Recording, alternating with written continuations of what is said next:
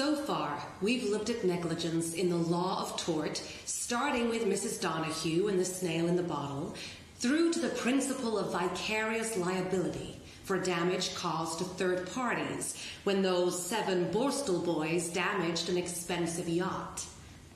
To bring ourselves completely up to date, though, we need to look at one final case.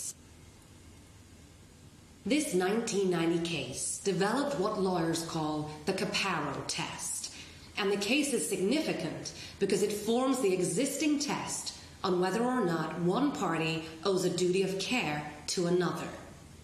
The facts of the case are that in 1984, a public limited company, Caparo Industries plc, was interested in taking over another company called Fidelity plc. Fidelity manufactured electrical equipment, and we can describe it as the target company in this potential acquisition. Because Fidelity plc was a public limited company, UK law says that its end-of-year financial accounts must be audited by an external auditor to check that they're correct.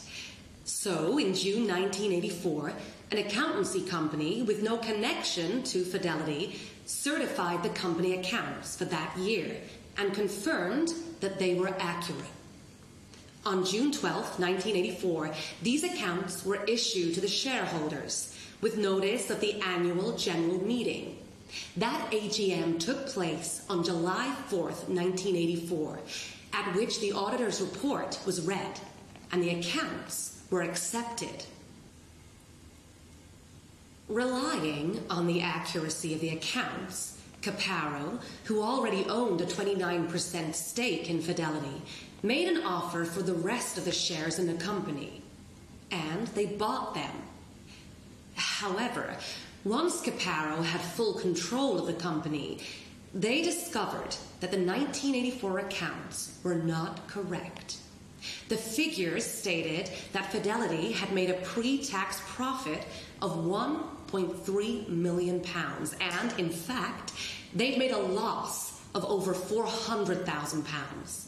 Caparo stated that had they known this, they would not have bought the shares at the price paid, and maybe not at all. Caparo brought an action against the auditors, claiming they were negligent in certifying the accounts as accurate. The loss that Caparo wanted to recover from the auditors was the difference between what the company that they bought was really worth and what it would have been worth if the accounts had been correct. The question was, did the accountancy firm who had audited the accounts owe a duty of care to Caparo?